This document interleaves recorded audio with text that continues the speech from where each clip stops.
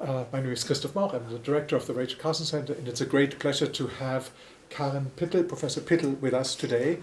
A colleague who is well known to many of you, maybe for different reasons. Some of you know Karen because she has been on our board, on our graduate board, has been an advisor for doctoral students here, and also on the board of the International Doctoral School that we have with Augsburg.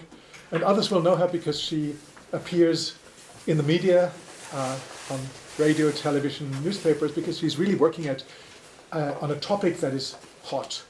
I mean, global warming is it's getting hotter and hotter by the day. Yeah, absolutely. Karen, this is what she told me. Started to study history, which for one semester. One semester. Yeah. She gave it up after one semester. I'm a historian. It was the worst subject, my only subject where I had a 5 in school. I was by accident signed up for history, and I became a professor of history. Yeah. But you started with history, and you changed it to economics because it is more interesting, maybe, but also because you have more opportunity in economics. You can become anything. You can become even a banker. You can become a journalist or go in the diplomatic service or do many, many different things. Karen studied economics in Göttingen, got her PhD from Chemnitz University, a habilitation from Zurich University. In between, she was ETH, not just the University of Zurich, but the best university on the continent. Yeah, actually, the highest ranked university. University of Zurich is better known for economics than ETH. But you shouldn't tell us that. No, we don't respect you. It's not recorded, right?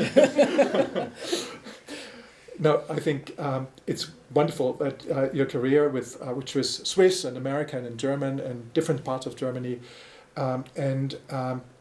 however, you've been here for quite a few years. I don't know when you came to the IFO Institute, which is the most important, probably, of course, absolutely, political economic think tank, always in the news every day. And Karen is the director of the Center for Environment, Resources and Climate. Energy, climate, and resources. But energy, climate, almost right. And the other thing and the reason why she's here today is because she's a member of the. Now I need my glasses. German Advisory Council on Global Change. That's a German government institution. Yeah. And I don't have a fun fact, but I do find 2 things really curious about Karen. One is that. Karen Pittel is really a theoretician. She loves economic theory. And now she is advising the German government. I mean, she's really, if you are a member of this council, you really have to go down to earth and think about the reality out there, not just about abstractions. You do a really good job, and I think you know the reality better than you realize it yourself. And the other thing that I find curious is that you're probably one of the leading, if not the leading, sustainability professor in Germany, and yet your chair is in non-renewable resources here. Yeah, that is true. So yes. Somehow you managed to balance, on one hand, like the progressive understandings of your center, on the other hand, the conservative designation of your chair here at LMU. We are really excited to hear about your topic, which is healthy living on a healthy planet. That's the latest report. You're already working on the next one, which is water. Yes. We might have to invite you again because water is also hot. Yeah. Also getting hotter. Getting hotter and hotter, and less and less. Yeah. Anyways, healthy living is such an important topic for many of us because we also have a project on planetary health here at the center. I can't wait to hear from you, Karen. Join me in welcoming Professor Karen Pittel.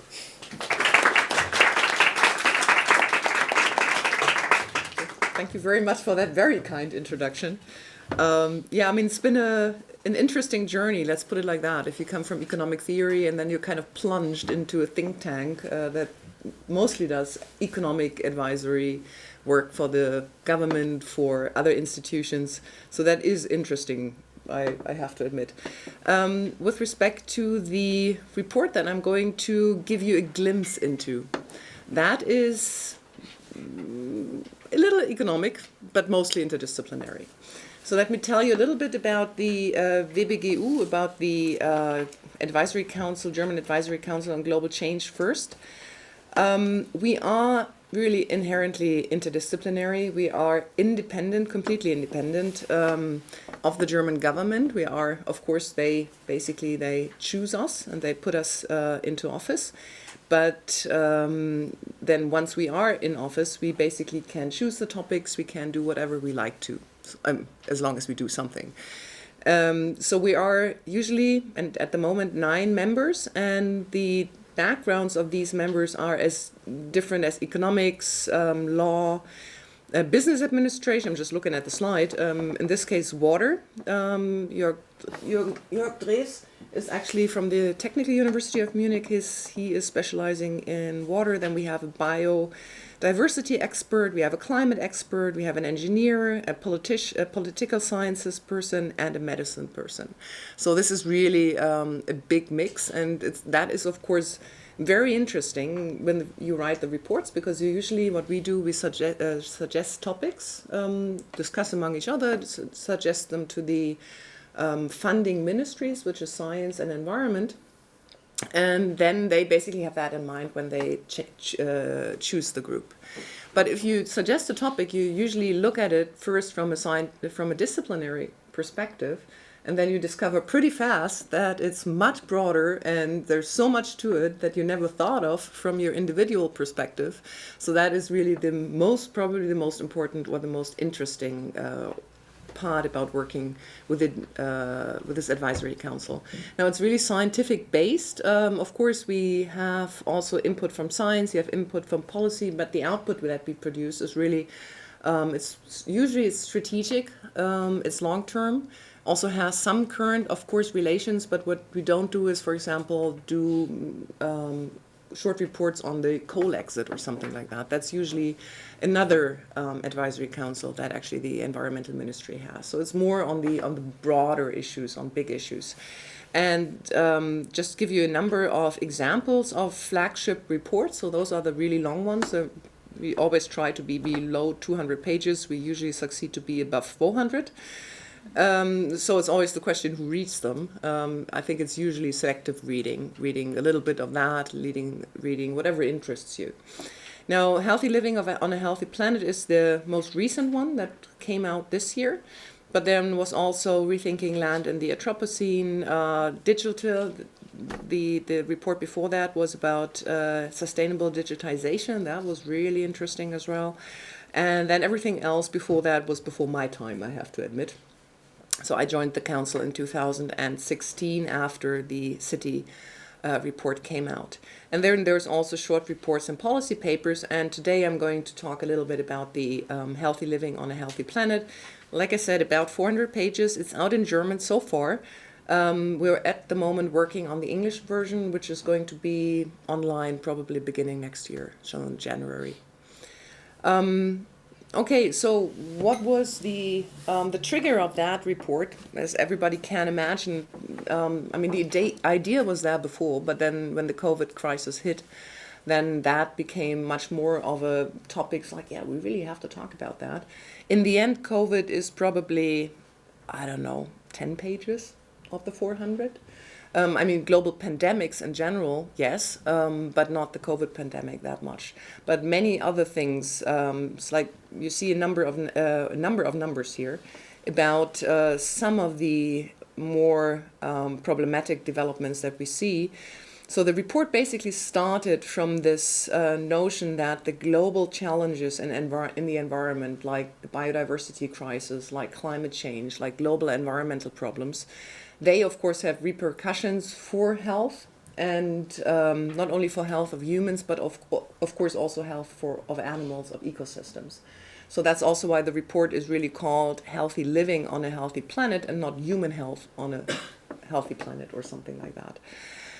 We did not commit to any of the concepts like planetary health or One Health, but we basically chose to say what's important to us, and then you basically can categorize it for yourself.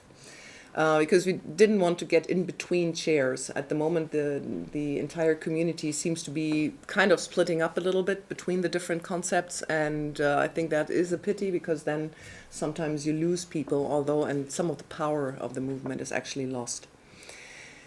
So what, of course, then also was one driver was that, we always say, and I think there's truth to it, that the entire development in the context of civilizations, technology, economics in the last century actually made it possible to cure many diseases. So there was an improvement in that sense. But on the other hand, at the moment, through all the destruction of the environment that we are undertaking, and also the way we are living individually, sometimes basically destroys the progress that we have made. So if we are going further in that direction, we are in danger of basically eroding the basis on which the progress in the last centuries was actually based. So I don't go through the numbers. Probably by now you have looked at them yourself, but you see that many of these numbers are actually, or most of these numbers are not referring to communicable diseases, but most of them are either environmentally driven or non-communicable diseases, which could also result from your individual chosen style of living. So basically what we tried to address in the report was really this encompassing kind of notion of health and also the influences on health. So not only from, I don't know, a heat wave or something like that, but really from your cultural surrounding, from your economics, the way you can live, the way you have to live in certain environments, and the way you choose to live. So there is individual lifestyle factors, there's social and community networks, and then there's, of course, the entire, basically, system in which you live. So that is, so it was, in that sense, a really big undertaking to compose that report. And of course, I'm not able to tell you all the details. I mean, it's 400 pages. It's a lot of different recommendations in this context of policy, but also of research. Both are actually part of our of our scope. And the one thing that, of course, since we are a global, we are advisory council on global change, that's always also in the back of our mind. And also the president of the German Institute for Economic Development, or for development in general, is part of our council, is this kind of notion that many things that hit industrialized countries are just amplified with respect to low-income countries. So this notion of the double burden of disease, on the one hand, you still have mainly in low-income, sometimes middle-income countries, this heavy burden of infectious diseases, but at the same time you also have more and more of the burden of non-communicable diseases, in which industrialized countries also from which suffer more, but in industrialized countries or high-income countries, often the burden of disease from infectious diseases is actually lower. So this double burden of disease in countries that are also more vulnerable with respect to climate change, for example, but also less prone or less able to combat these diseases, because also sometimes simply the economic means are not there, is something that we also address specifically in the report. Now, we were thinking a long time on how to start and how to address this, and so we basically came up with a counter picture to this threatening world in which we are living at the moment, and that was the vision that we actually see for the future, so that people see themselves more as part of nature again and not dominating nature, that we are actually living in a world where the planetary guardrails are respected, where we put more emphasis on prevention and resilience instead of just like mending what we broke. Then that we also take care especially of the more vulnerable people within a society and across societies. So inclusion instead of exclusivity. And then, of course, also more cross-system cooperation, so between countries, for example, but also within countries. So it always has this kind of regional, but also the international dimension. And one thing that was especially important in this context, that a little bit, I said that before, is really coming or getting away from this notion that medicine and health systems are all about reaction and repair of damage. That holds for the environment and that holds for health. That we often have this approach of kind of dealing with the damages afterwards, but not preventing damages. So basically the leverage that you would have in preventing many diseases would be way higher than always trying to cure diseases. So I'm always bad with remembering numbers. I had them somewhere. So I think there's estimates out there that you have between 2011 and 2030, 30,000 billion in health damages that you have to repair. But on the other hand, it would take, for example, 18 billion to actually leverage 2,700 billion. I'm not that bad with numbers. In low and middle income countries alone, if you invested those in prevention and in trying to improve, for example, living conditions. So this prevention, reducing risks and dangers in the health context, but also in the environmental context, they of course have to go hand in hand. And then the third step would be not only reducing the risks that are there, but making societies and ecosystems more resilient against shocks that might actually hit. So living basically in a more healthy society, in a more healthy environment as well. So the focus was we tried to actually was more on 2 and 3 and less on 1. So basically trying to also push push policy more into that direction. Now the report in itself was covering a lot of aspects. So introduction, health system, systemic view, vision I told you a little bit about. And then what we started out with, also after a lengthy discussion, is actually we tried to look at the different areas of life of individuals. So not always from a systemic perspective, what can we change, but what is actually in the hands of the individual that he or she might be able to influence, and where does she or he actually need the help of the system around them. So that was shaping the areas of life. And then we also had a number of more systemic aspects, so managing planetary risks. There we focus specifically on climate, on biodiversity, and on global environment pollution problems. Then health systems themselves, they of course also have a huge potential for change, being initiator of change, incentivizing change, but also reducing their own ecological footprint. Then what we labeled global urgency governance. So basically much of the discussion was, isn't it too late already?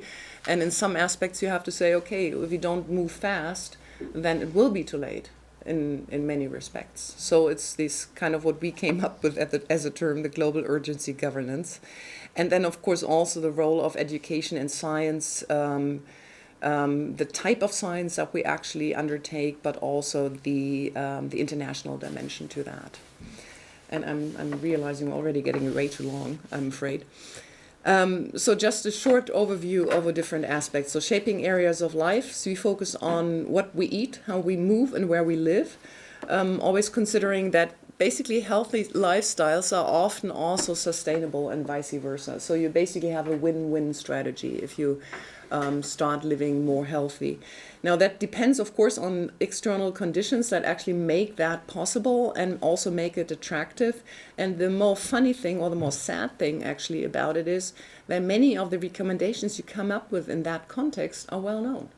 I mean, they're well known from the public discussion and well known from the sustainability debate. So to some extent, we are kind of stressing how these more general concepts that we discuss in, for example, climate protection, also are really, really relevant from the perspective of health. So for example, if you look at how we eat, I mean, if we talk a lot about living on a plant-based diet, let's put it like that. like like the planetary health diet. But usually we do it from a more, I mean, at least in my community, more from a climate change perspective and the emissions that we actually reduce with that, and also the amount of land that we actually need for that. But of course, also from a health perspective, that is something that we should strive at. Then with respect to physical activity and mobility, it's also well known. I mean, there's plenty of people who don't move enough. So about a third of the adults in high-income countries are not moving enough. About three-fourths of the youth is estimated. I mean, of the youth, and that's our future. Worldwide is estimated not to move enough. So promoting active lifestyles and doing that cross-cutting, not only just thinking always about this is public transport and whatever else, but trying to encompass everything that matters with respect to the environment, that actually promotes being more active, being more mobile. That is all. Everything in that area is also not only promoting less pollution, individual transport, for example, but also promoting health. And we actually, one of our, not one of our members of the advisory board, but one of our members of our secretariat also came up with, why shouldn't we take children as basically a benchmark?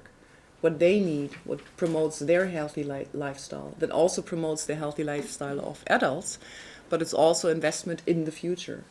And these kind of also, like, looking at it from, for example, a children's perspective, telling people that it's good for children, this is also kind of promoting then the notion it's that people understand. It becomes more important. Also, sometimes the concept of sustainability is very abstract to many people, despite the Sustainable Development Goals. But where health is much closer to one's heart. So actually putting more emphasis on the health repercussions of the global environmental challenges might actually help promoting sustainability goals as well. And then, of course, also in the context of where we live, housing, I mean, we need probably 2.5 more living spaces for new people until the middle of the century. So there's a lot of danger, but there's also a lot of potential of actually creating these new living quarters. So actually combining on the one hand urban densification, but also green and blue spaces with sustainable transport system. So what's sometimes referred to as the triple inner development, that would not only promote, again, more environmentally sound development, but also more healthy environmental development. Okay, then the transformative potential of health systems, like I said, on the one hand, it's the type of care that is provided by the health system itself. So less repair, but more prevention, and also preparing people actually, and increasing their understanding of the risks they're facing. But then also the health system itself has quite a considerable ecological footprint. I mean, if you look at CO2 emissions or greenhouse gas emissions itself, in the US it's estimated that per person per year the health system generates 1.5 tons of CO2. I mean, that's as much as many developing countries have per person for everything. So there's a lot of potential in that as well. And so there's a lot of recommendations we also make with respect to that, with respect to how to reduce the environmental footprint, but then also with respect to how systems could change to allow for more focus on prevention, for example. Often the time is not there. Often it's not remunerated as well as repairing activities. So there's a lot that basically can also be changed with respect to the incentives that are in the health system as well. But then also there's, of course, not only like the private system, but also the public health system. that could be much more interacting with many other policy areas, so that basically this health in all policies notion is fostered then. Then global urgency government, like I said, what we're aiming at, and I know we are probably naive but hopeful in many respects, is really more coordinated, accelerated, and long-term governance. And we're not the first to actually stress the need for that, but this Dringlichkeitsgovernance, as we actually labeled it in German, has made its way into policy by now, which is kind of interesting. But the stressing that we can't just move marginally, as we like to do in economics, but we need more of a disruptive change. I think that is really what we try to put forward in this report. And that, of course, then also encompasses really to get to the accomplishment of the 2030 agenda, but start talking also what happens afterwards, what is post-2030. I mean, it's not that long ago, that long forward. The second aspect was actually putting forward a human right to a healthy environment. I mean, I was a little skeptical about that at first because it sounds so very vague. But actually I was convinced by our law person that actually many countries already have this kind of human right to a healthy environment. We don't, but many have it in their constitution, they have it in individual laws, and once you have that, it can be used as a guiding principle, but it can also be something that you actually can go to court for. So basically, I mean, we know in Germany probably now pretty well what courts can actually accomplish with the ruling of our constitutional court regarding the climate targets. So that would be a step further in that direction, that we can actually go to court for instances where we feel that our right to a healthy environment, however that is defined, that is of course the tricky part, is then actually violated.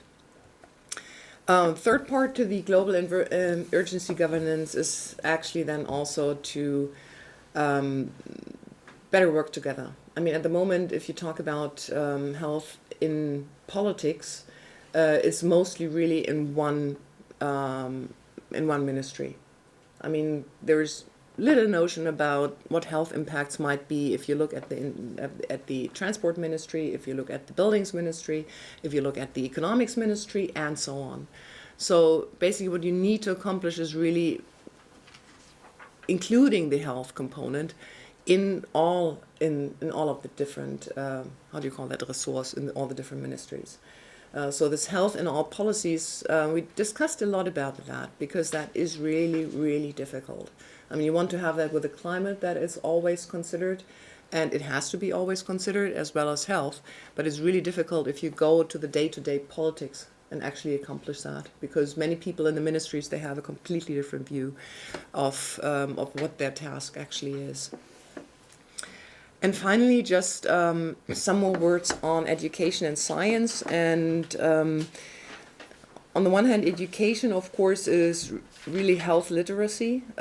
Health and planetary health and environmental health does still not play the role that it should play in schools. There is this sustainability education agenda, but it usually doesn't extend really to health very much. So that was one key recommendations that we made. The other one is really, it's like in all reports that we make, it's always the same, that we actually need more cooperation between the different disciplines, and also between disciplines that actually try to push forward a transformative agenda, and not just like thinking in inches, but thinking in meters or in kilometers. And the last part is then the international dimension, as I already said in the beginning.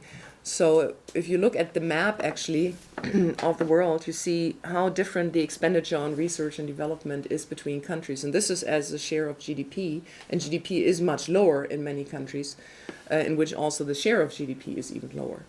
So there is very different prerequisites for countries to prepare themselves, also for the problems that come.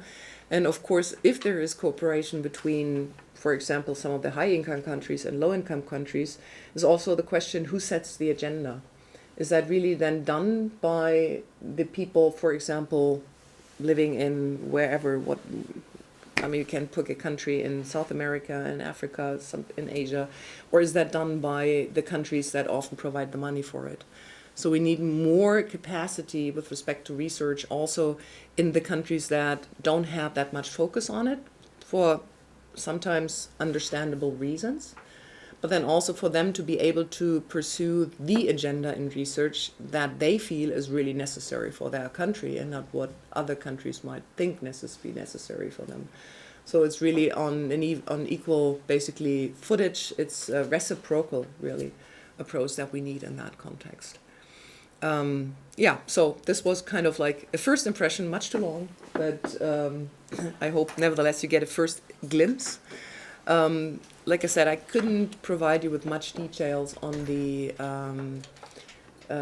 suggestions on the political advice that we give because it's just too much. But I recommend if you have specific interests, just look at the report, look at specific parts of the report. I mean, there's also a summary, which is like 20 pages. Okay, thank you very much.